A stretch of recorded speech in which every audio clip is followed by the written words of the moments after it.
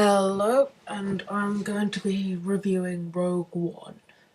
So I'm sure that you have noticed the massive new film, Rogue One, that hit our cinemas about a week ago. So here goes my first vlog slash review thing. So spoiler alert. So Rogue One, all in all, was a great movie. I feel it had good action sequences, which are perfectly complemented by the CGI. I felt the movie, from having no Jedi, was good, as it allowed the characters to become more relatable, but they were still skilled enough to have awesome fight scenes. I'm clearly talking about Chirrut Imwe, aka Donnie Yen, aka Badass Blind Guy. The plot was great, and it tried to heighten the suspense to the maximum despite the knowledge that they succeed due to A New Hope. I feel the pacing was a bit slow to start off with, as it began with Jin's childhood, but it definitely picked up in the third act.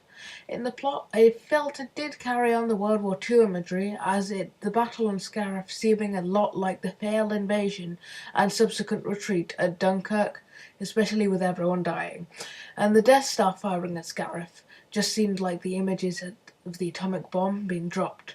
I believe the robot K2SO was great as a new version of C3PO that can actually fight while stating the dwindling odds of success the team faced. He provided some good comic relief and really felt part of the story rather than being stuck on just to get laughs, which made him the opposite of Jar Jar Binks in this respect.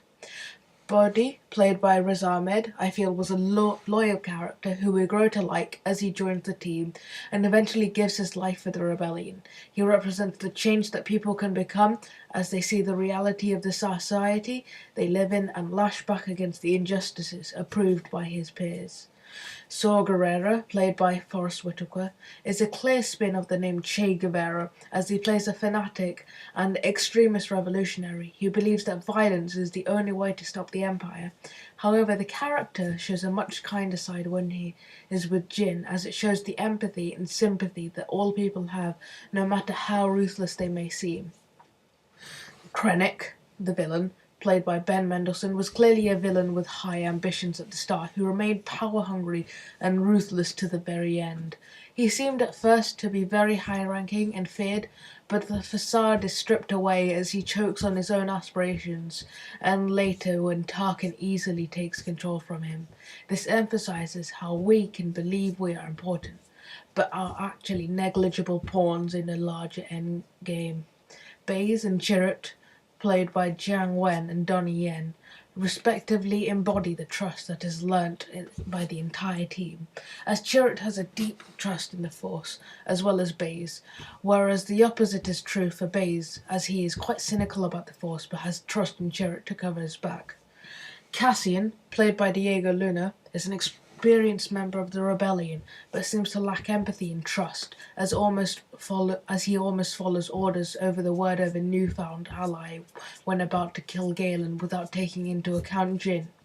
Later on, his character becomes more likable and developed as he trusts his allies more in a believable character arc. Jin, played by Felicity Jones, is an interesting character. She has developed a hardened exterior due to the death of her mother, the supposed betrayal of her father, and being left behind by Saw. However, she learns to trust her friends and implement the power that hope has over people. The film has some overarching themes of trust and hope, which are accurately conveyed with great acting and plot. I still don't believe it was as good as The Force Awakens, but it was still epic. Thank you for listening. Bye.